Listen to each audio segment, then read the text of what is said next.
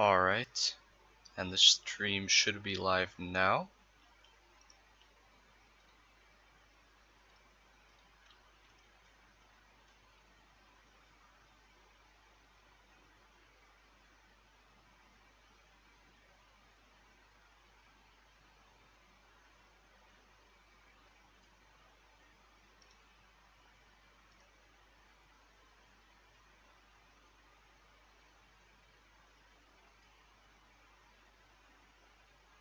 Alright, and stream should be up now. Can you guys hear me? There we go. Now it says we're live.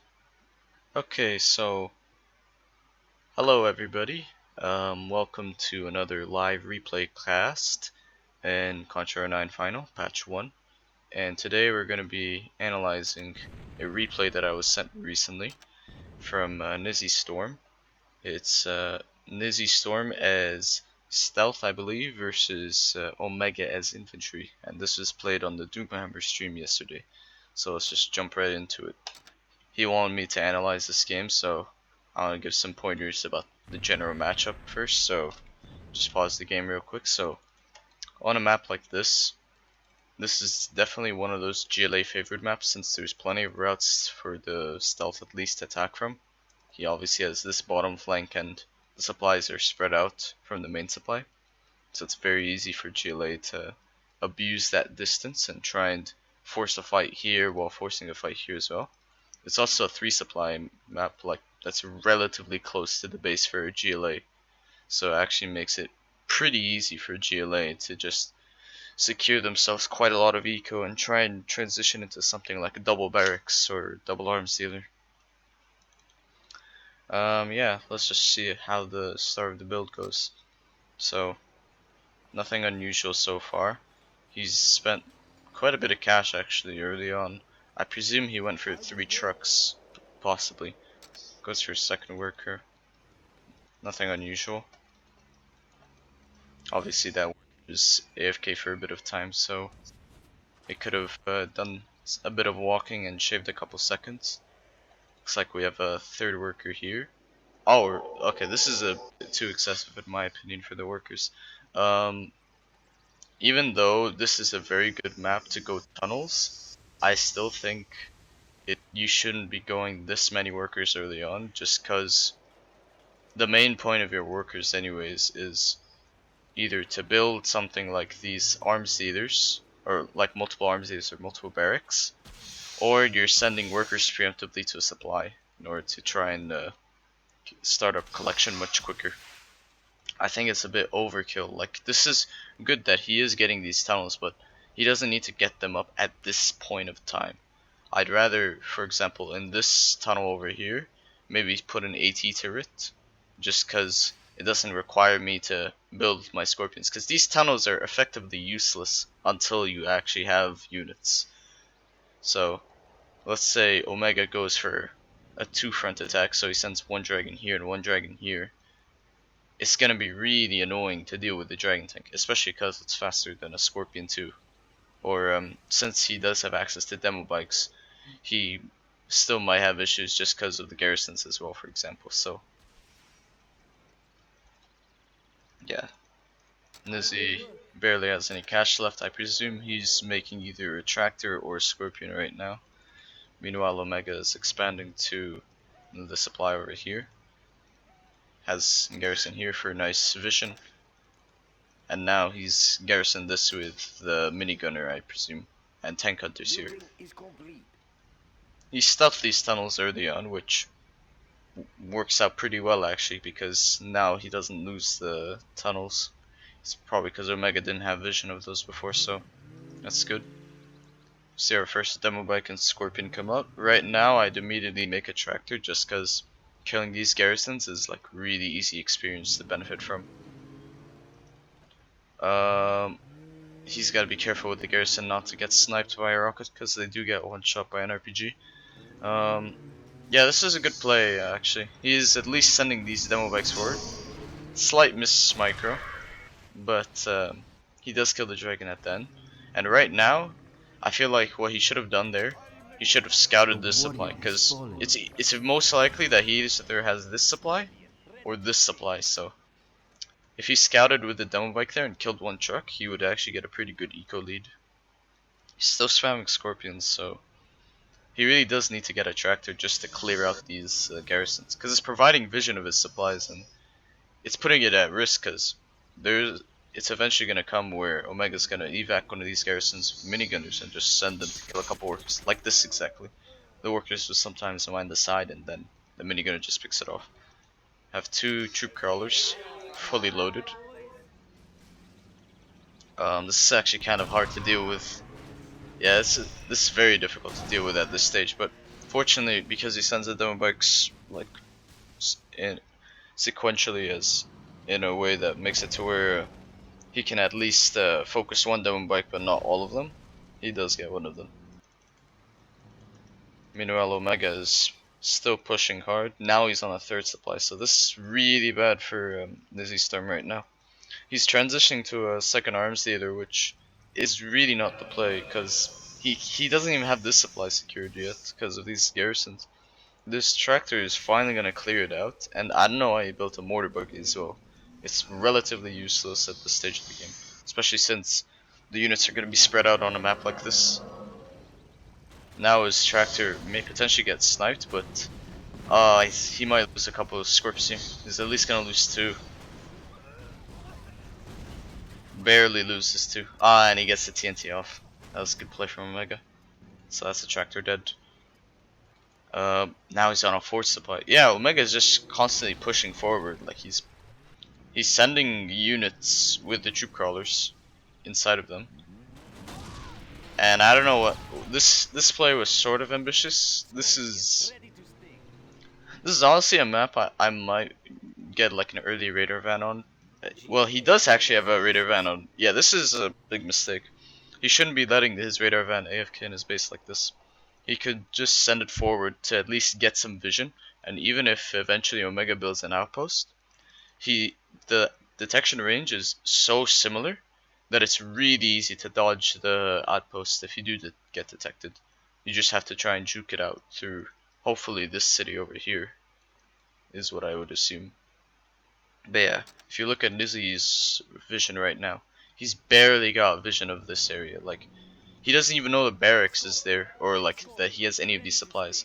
If he waypointed his radar van, like here, here, here, here, and then here, he would have so much more vision to play with, and he'd actually be able to like make plays.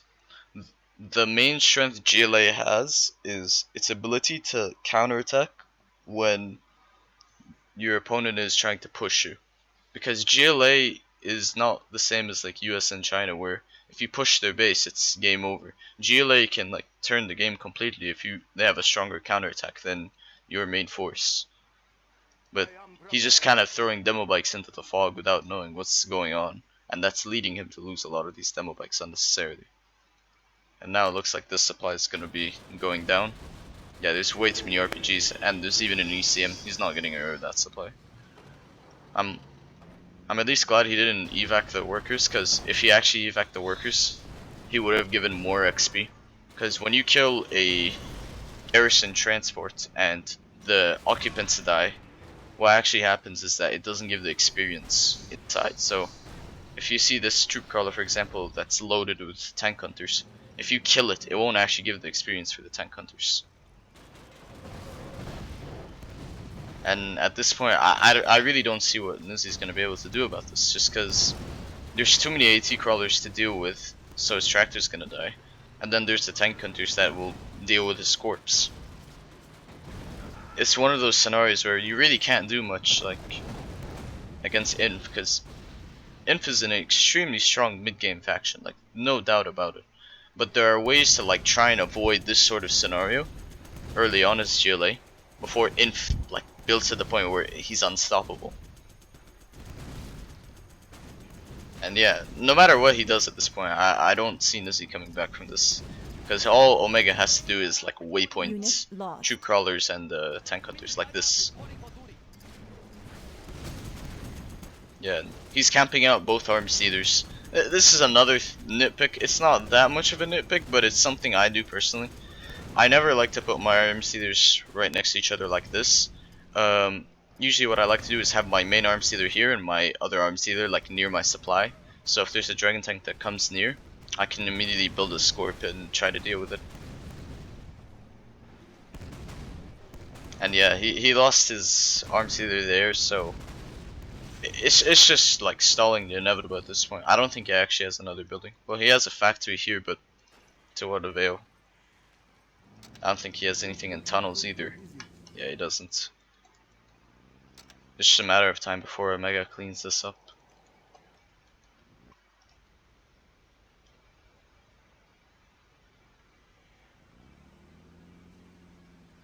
I can tone down the in-game sound like a tiny bit.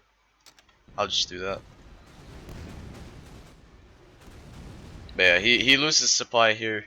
I actually do want to show like a sort of standard Chile build of what to do on this sort of map. So I'm just gonna fast forward this a tiny bit, just because it's practically over at this point. And yeah, he's just scaffolding it at this point, so there's really not much you can do. You have been defeated. Use frenzy there, just to flex, and then it's game. Alright, I want to actually show like a sort of stealth build you can do on that map, because I noticed he kind of played way too much around with the tunnels, so let's just go on that map real quick. So we go Bitter Winter, we pick Stealth, and I think I'll show two different builds that you could do, honestly. So the first one is like one of my standard builds that I do nowadays, which is one worker and two supplies. And the reason you go for something like this, on a map like this, since there's no oils, you might honestly be able to get away with a third supply, since you're not going to be spending capture upgrade, and it's 1000 cost as well, so it's effectively the same, like immediately. And by the time you do get the third supply, you're definitely going to have enough money to afford the workers. So go for an arm stealer here. The point behind these two racks early on is for what's it called, double demo bike production later on. But early on, you can do something like this where you go for supplies here. You can go for an RPG here, but if you're worried about dragon tanks, you can go for a terrorist. I'd garrison this structure, and then I would also garrison that structure. And this structure gives a vision of whether he's collecting here, and the structure here gives good vision of the middle, which is why I like both of those. Notice how I also went for this supply first instead of here, just because, what's it called? It's a little more closer to my base, to this barracks at least, compared to the supply. Not to mention, there's also a choke point here that leads to this fourth supply you can get, which does help quite a bit. Now I'm gonna queue up my barracks 2 and 3. I want to save up 800 by the time arms dealer is up. And now I'm producing 2 demo bikes at a time. This has 6 supplies, so I don't need to worry about that. And even if I wanted to, I could go for a tunnel here. And if I see like any garrisons so far, I can just go for a tractor. And now from here on out, I want to try and get another set of demo bikes. Remember, 4 demo bikes kills the supply. So you can use these first 2 demo bikes to either kill 2 trucks or kill a dragon tank, or you could save up for these 4 demo bikes in order to try and kill a supply altogether. And yeah, that's like a very basic form of the build. And at this point, let's say you're doing well, you can keep going demo bikes. You can try and expand here for a 4th supply. Pull one of the workers here to build a tunnel. You have a tractor to deal with any minigunners in these garrisons in case that happens. And yeah, you can keep going for this. Like, even on this map, you have this car over here. I just want to double check if that works. Yeah, you can even use the demo car on this map if you really want to. That's an option as well, though. demo cars are kind of like a, again, it's like a forbidden, unspoken rule more than anything. They're more of an oversight, apparently, to the devs more than anything. They weren't really intended to be in the game. But yeah, it's the same demo car speed as Zero Hour 2, so you can abuse the hell out of it. Alright, that's one build done. Let's do another build. Let's see, what else is in the stream chat? There's nothing unusual. Alright, let's do the second build. So the second build is something that's much more standard to what most people are doing, at least. That's going with a double arm stealer start, so I didn't need to go for a worker there, for example. You can do this with a worker build or without a worker build, because the second worker can be used from the supply directly. Another thing that I want to give tips on is that whenever you want to do Alshane scouting, something like this is really good, just because it gets you pretty much all of the base vision without having to constantly micro. So once again, we go for these two RPGs, go for a second arms here, right here, just to serve as a backup production for Scorps in case a dragon sneaks through. We always want to guard mode our RPGs whenever we do something like this, or just in general, like you want to guard mode units, because if they suddenly have a sharp turn, that means there's units there. So it really does help for scouting. Heck, even if you wanted, you could waypoint scout this while you're waiting for your supplies to get set up. Just queue these up as 2 and 3. And let's assume again, for argument's sake, that he does do the same build, like I'm against the same build Omega does. So he puts like a minigunner here, a minigunner here. First thing I do in that scenario is I would get a tractor from my first arms dealer. I would then get a demo bike, 2 demo bikes to deal with dragon tanks.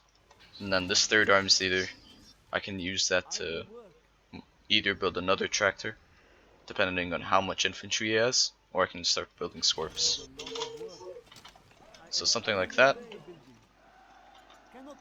Obviously this delays your third supply a little bit, just because you're going 2 arms dealers, but you do have a lot more aggression with this, and let's say you don't scout anything here, you send your demo bikes towards this supply, anticipating his second supply is going to be there, and now you have a way to deal with this garrison.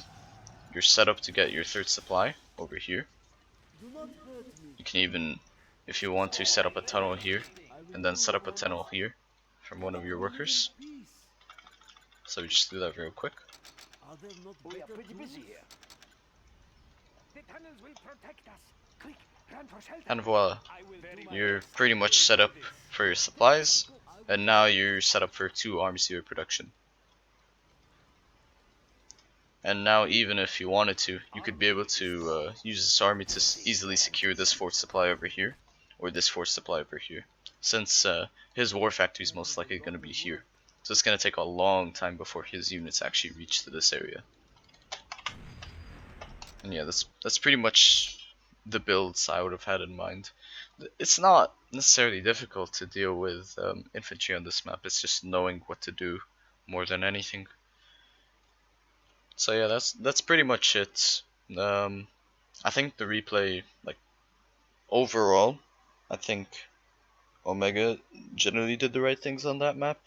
Like, in terms of the inf side of things, the only extra thing like I would have done if I was, say, infantry is if we look at the map details, if whichever is my second supply is inf, I want to have a bunker there, or mines preemptively, just in case of demo bikes.